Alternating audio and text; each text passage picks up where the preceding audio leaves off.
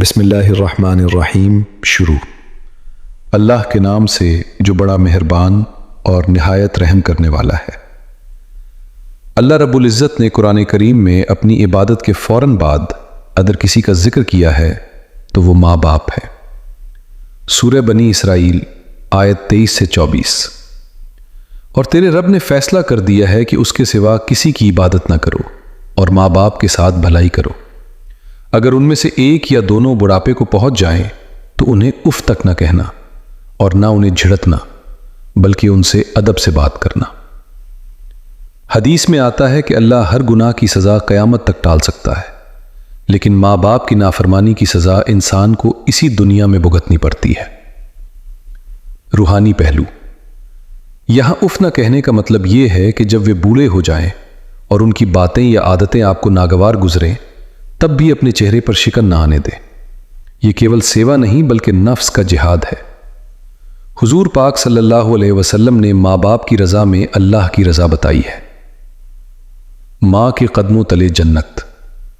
ایک صحابی نے جہاد پر جانے کی اجازت مانگی تو آپ صلی اللہ علیہ وسلم نے پوچھا، کیا تمہاری ماں زندہ ہے؟ انہوں نے کہا ہاں۔ آپ صلی اللہ علیہ وسلم نے فرمایا، ان کی سیوا میں لگے رہو کیونکہ جنت ان کے قدموں کے پاس ہے۔ باب جنت کا بیچ کا دروازہ۔ نبی کریم صلی اللہ علیہ وسلم نے فرمایا، باب جنت کا سب سے بہترین دروازہ ہے، اب تمہاری مرضی کہ اسے توڑ دو یا اس کی حفاظت کرو۔ دعا کی قبولیت۔ ماں کی دعا عرش کو ہلا دیتی ہے۔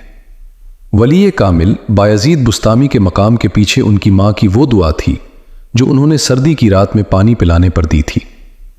علم دین اور روحانیت کہتی ہے کہ اگر کوئی شخص ولی اللہ کا دوست بننا چاہتا ہے تو اسے جنگلوں میں جانے کی ضرورت نہیں بلکہ وہ اپنے ماں باپ کی آنکھوں میں ٹھنڈک پیدا کر دے۔ اگر آپ کے ماتا پتا جیوت ہیں تو آج ہی ان کے ہاتھ چوم کر معافی مانگے۔ اگر وہ دنیا سے جا چکے ہیں تو ان کے لیے صدقہ جاریہ کریں اور قرآن پڑھ کر انہیں ایصال ثواب پہنچائیں۔ دعا۔ اے میرے رب، ان دونوں پر رحم فرما جیسا کہ انہوں نے میرے بچپن میں مجھ پر رحم کیا تھا۔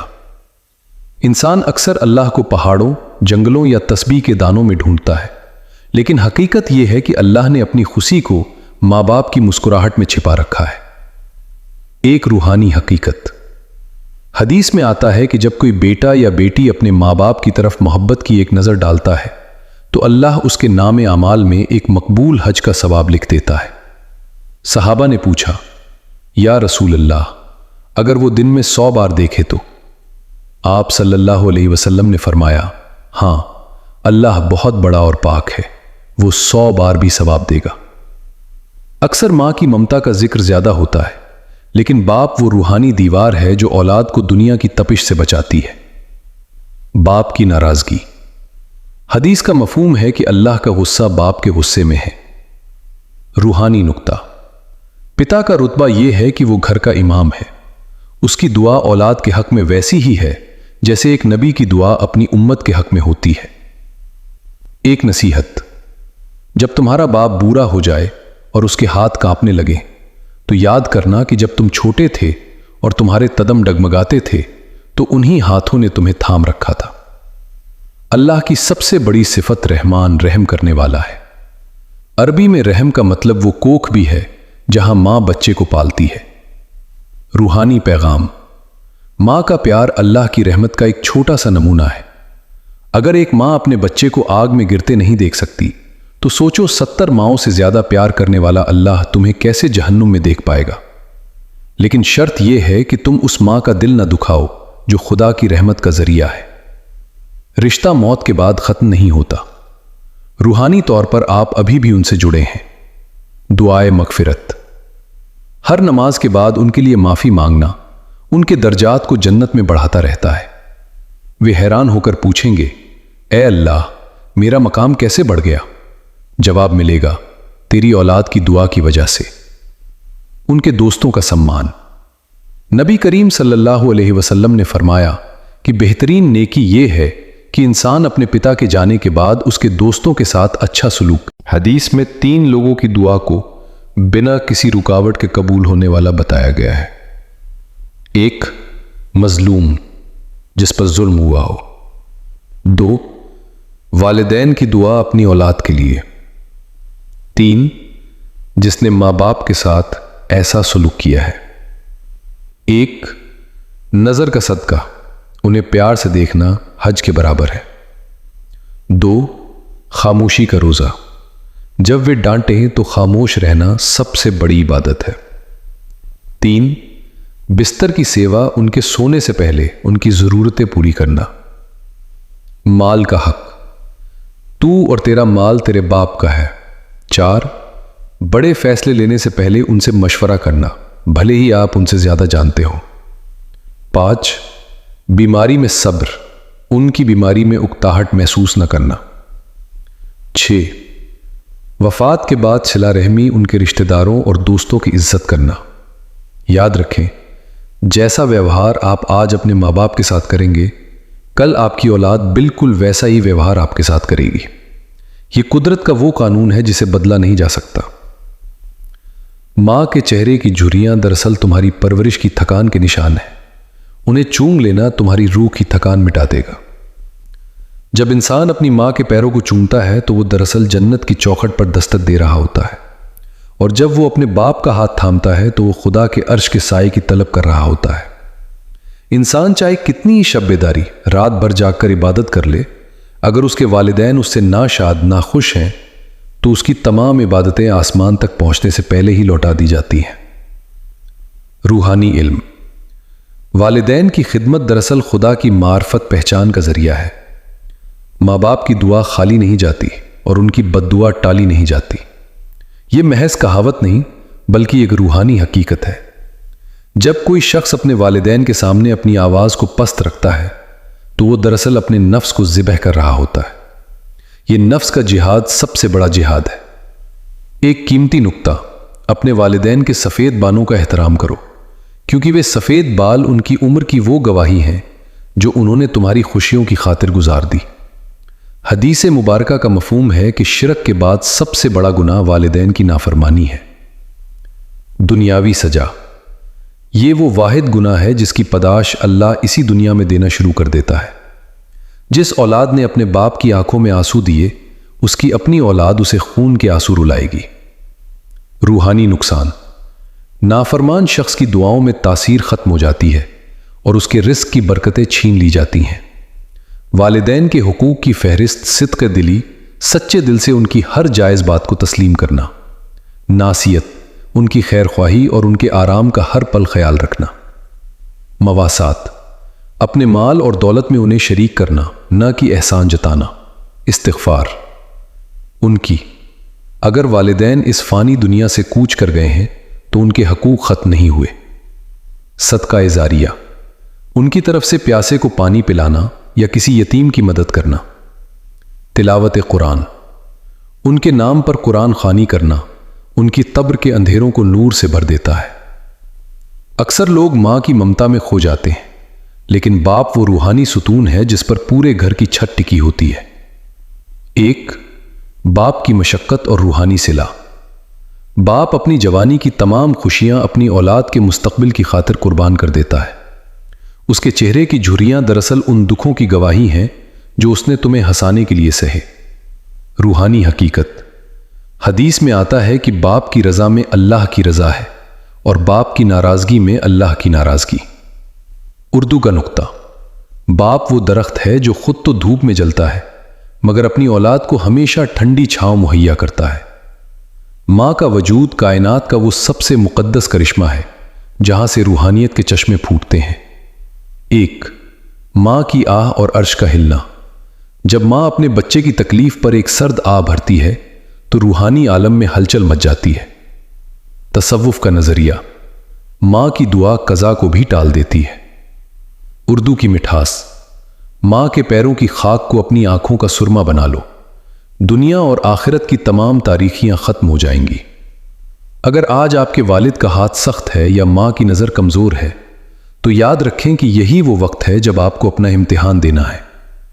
وقت رہتے قدر کر لو اپنے والدین کی، کیونکہ مٹی کے نیچے دبا ہوا کوئی شخص کبھی لوٹ کر دعا دینے نہیں آتا. اگر آپ نے کبھی اپنے والدین کا دل دکھایا ہے تو روحانیت کہتی ہے کہ جب تک وہ زندہ ہیں توبہ کا دروازہ کھلا ہے. उनके पैरों में गिर जाना तुम्हें खुदा के सामने सुर्ख रू कर देगा। उर्दू का शेर, बेअदब बानसीब, बाअदब बानसीब। अदब करने वाला हमेशा नसीब वाला रहता है और बेअदब बदनसीब हो जाता है।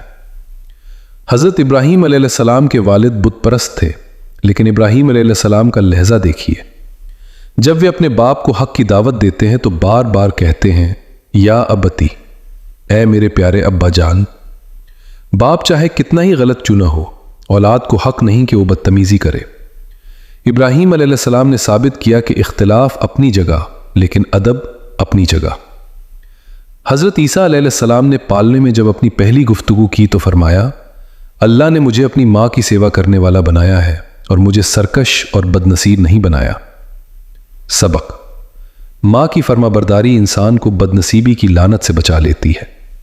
हमारे नबी करीम सल्लल्लाहु अलैहि वसल्लम के वालिद का इंतकाल आपकी पैदाइश से पहले हो गया था और वालिदा हज़रत आमीन का साया भी बचपन में उठ गया, लेकिन आपने दुनिया को बताया कि माँ की कब्र की ज़ियारत भी रूह को सुकून देती है। एक मर्तबा नबी पाक सल्लल्लाहु अलैहि वसल्लम अपनी वालिदा की कब्र पर तशरीफ़ ले गए। वहाँ आप इतना रोए कि सहाबाए किराम भी रोने लगे। आपने फरमाया, मैंने अल्लाह से अपनी माँ की कब्र की ज़ियारत की इजाज़त मांगी थी। रूहानी पैगाम, जिसका माँ बाप से रिश्ता रूहानी तौर पर मजबूत हो, उसकी आंखों में हया और दिल में खुदा का खौफ रहता है। औलाद का फ़र्ज़ है जब बाप बुरा हो जाए तो सब्र और तहम्मुल इज़बूती से खड़े रहने दो। जब बीमार हो जाए तो खिदमत करे 3। जब अकेला हो तो उनके पास बैठो और उनसे बातें करो, दोस्त पंजार। इंतकाल, दुआ और सदका इसाले सवाब का सिलसिला। अक्सर नौजवान शादी के बाद एक ऐसी कश्मकश में फंस जाते हैं जहां एक तरफ माँ की ममता होती है और दूसरी तरफ शरीक हयात के हुकूक। माँ बाप का मकाम अपनी जगह अटल है और बीवी के हुकूक अपनी जगह फ़र्ज है। बीवी के आने से माँ का मकाम कम नहीं होता, बल्कि एक बेटे का इम्तिहान बढ़ जाता है। जो शख्स बीवी की खातिर माँ को ओल्ड एज होम या तन्हाई की तरफ धकेलता है, उसकी दुआओं के ऊपर अर्श के दरवाजे बंद कर दिए जाते हैं। उर्दू का कौल, बीवी मुकद्दर से मिलती है, लेकिन माँ बाप खुदा की अता है। अपनी बीवी के सामने कभी माँ की बुराई ना करे और माँ के सामने बीवी को नीचा ना दिखाए। रूहानी बरकत, जो मर्द अपनी माँ का अदब करता है, उसकी बीवी के दिल में उसके लिए इज्जत खुद ब खुद बढ़ जाती है, क्योंकि औरत जानती है कि जो अपनी माँ का वफादार नहीं, वो मेरा क्या होगा। आज के दौर का सबसे बड़ा अलमिया यह है कि औलाद एक ही घर में होकर भी वालिदैन से मीलों दूर है। 1. डिजिटल दीवार और रूहानी फासले। हम घंटों मोबाइल पर अजनबियों से बात करते हैं, लेकिन बगल में बैठे बाप से 2 जुमले नहीं बोलते।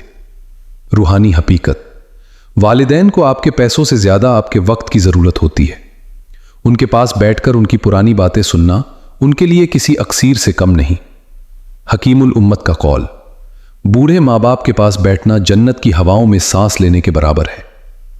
रूहानी मुहासिबा, गफलत, रूहानी नुकसान, इस्लाह। मोबाइल का ज्यादा इस्तेमाल वालिदैन की तौहीन।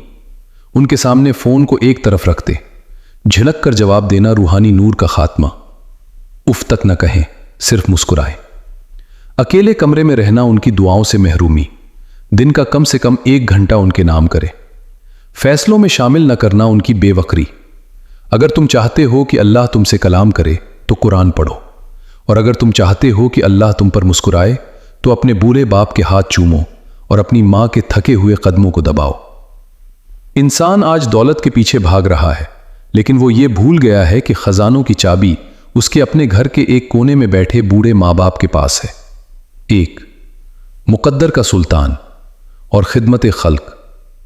रूहानियत का ये अटल कानून है कि जो हाथ अपने वालिदैन की जेब भरने के लिए उठते हैं, खुदा उन हाथों को कभी तंग नहीं होने देता। रूहानी हपी, जब वालिदैन बुढ़ापे की उस दहलीज पर पहुंच जाते हैं जहां वे बच्चों की तरह मासूम और कभी कभी चिड़चिड़े हो जाते हैं, तब असल रूहानियत का इम्तिहान शुरू होता है। बुढ़ापे में इंसान की अक्ल और याददाश्त कमजोर हो जाती है। कुरान ने इसीलिए कहा, इम्मा यबलुगुन्ना इंदकल किबरा, अगर तेरे सामने वे बुढ़ापे को पहुंच जाए। रूहानी नुक्ता, यहां इंद का तेरे सामने पास का मतलब है कि उन्हें किसी और के सहारे ना छोड़ना। उनका तुम्हारे पास होना अल्लाह का तुम पर एहसान है कि उसने तुम्हें जन्नत कमाने का मौका घर बैठे दे दिया। اردو کا محاورہ: بزرگ گھر کی رونق بھی ہیں اور برکت کی ضمانت بھی۔ بیمار والدین کی سیوا کرنا گویا اللہ کے عرش کے سائے میں بیٹھنے کے برابر ہے۔ 1. بستر مرض اور رحمت کے فرشتے جب اولاد اپنے بیمار والدین کے بستر کے پاس بیٹھتی ہے تو اللہ کی رحمت اسے ڈھانپ لیتی ہے۔ روحانی مرہم: باپ کی کڑوی دوا اور ماں کی تکلیف بھری آہوں پر جو بیٹا مسکرا کر جی امی جی ابا کہتا ہے، اس کے گناہ ایسے جھڑتے ہیں جیسے خزاں پتجھڑ میں درخت کے پتے۔ طب روحانی: ان کی بیماری میں اکتاہٹ جھلاہٹ دکھانا دراصل اپنی روحانی موت کو دعوت دینا ہے۔ بیماری کی حالت میں جب ماں یا باپ اپنی اولاد کو دیکھ کر دل سے جیتے رہو یا اللہ خوش رکھے کہتے ہیں تو وہ دعا سیدھی 7 آسمانوں کو چیر کر قبولیت کے مقام پر پہنچتی ہے۔ اردو کا شعر: دوا جب اثر نہ کرے تو ماں کی دعا لینا، وہ عرش والے کو بھی اپنا فیصلہ بدلنے پر مجبور کر دیتی ہے۔ موت صرف جسموں کے فاصلے پیدا کرتی ہے، روحوں کے رشتے کبھی ختم نہیں ہوتے۔ جب ماں یا باپ اس دنیا فانی سے رخصت ہوتے ہیں تو اولاد کے لیے ایک نیا آزمائشی دور شروع ہوتا ہے۔ جس طرح ہم دنیا میں والدین کو تحفے دیتے تھے، انتقال کے بعد ان کے لیے سب سے بڑا تحفہ دعائے مغفرت اور صدقہ ہے۔ روحانی منظر: حدیث میں آتا ہے کہ جنت میں ایک شخص کا مقام اچانک بلند کر دیا جاتا ہے۔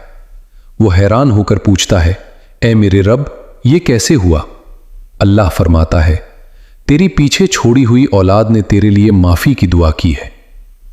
اردو کا نکتہ: والدین کی قبر پر جلایا گیا چراغ بجھ سکتا ہے، لیکن ان کے لیے کی گئی دعا کا نور کبھی مدھم نہیں ہوتا۔ نبی کریم صلی اللہ علیہ وسلم نے فرمایا کہ بہترین نیکی یہ ہے کہ انسان اپنے باپ کے انتقال کے بعد اس کے دوستوں اور عزیزوں کے ساتھ اچھا سلوک کرے۔ عملی روحانیت: اگر آپ اپنے مرحوم والدین کو خوش کرنا چاہتے ہیں تو ان کے بہن بھائیوں، خالہ، پھوپھی، چاچا، ماموں کی ویسی ہی عزت کریں جیسی ان کی زندگی میں کرتے تھے۔ جب آپ اپنے والدین کی قبر پر کھڑے ہو کر السلام علیکم کہتے ہیں تو روحانی دنیا میں انہیں آپ کی آمد کی اطلاع دی جاتی ہے۔ روحانی اثر: حدیث کا مفہوم ہے کہ مردہ اپنی قبر میں ایسا ہے جیسے کوئی ڈوبتا ہوا شخص سہارا ڈھونڈ رہا ہو۔ آپ کی ایک بار کی سورہ فاتحہ ان کے لیے وہ سہارا بن جاتی ہے۔ دل کی بات: قبر کے پاس خاموشی سے بیٹھنا اور اپنی پریشانیاں ان سے ساجھا کرنا روح کو وہ سکون دیتا ہے جو دنیا کی کسی محفل میں نہیں ملتا۔ جدائی میں رونا انسانی فطرت ہے، لیکن نوحہ روح کو تکلیف دیتا ہے۔ روحانیت کہتی ہے کہ تمہاری آنکھوں سے نکلا ہوا وہ آنسو جو دعا بن کر نکلے، ان کے درجات بلند کرتا ہے۔ اردو کا شعر: وہ جو کہتے تھے کہ جیتے جی پوچھو اب قبر پر کیوں آتے ہو، انہیں کیا پتا کہ یہ ثواب کی طلب نہیں، ان سے ملنے کی تڑپ ہے۔ دنیا کی جدائی عارضی ہے، لیکن اگر اولاد اور والدین دونوں ایمان اور نیکی کے راستے پر رہیں تو اللہ انہیں جنت کے اونچے محلوں میں پھر سے ایک ساتھ جمع کر دے گا۔ قرآنی بشارت: اور جو لوگ ایمان لائے اور ان کی اولاد نے بھی ایمان میں ان کی پیروی کی، ہم ان کی اولاد کو جنت میں انہی کے ساتھ ملا دیں گے۔ روحانی منظر: کلپنا کیجئے اس گھڑی کی جب جنت کے دروازوں پر ماں اپنے بیٹے کا استقبال کرے گی اور باپ اپنی اولاد کو فخر سے گلے لگائے گا۔ وہاں نہ کوئی بیماری ہوگی، نہ بڑھاپا اور نہ کبھی جدا ہونے کا ڈر۔ اردو کا احساس: دنیا کی ہر خوشی ادھوری ہے، مکمل خوشی تو تب ہوگی جب ہم اپنے والدین کے ساتھ جنت الفردوس میں اللہ کا دیدار کریں گے۔ میرے عزیز دوستوں، ماں باپ خدا کی وہ نعمت ہے جن کا بدل پوری کائنات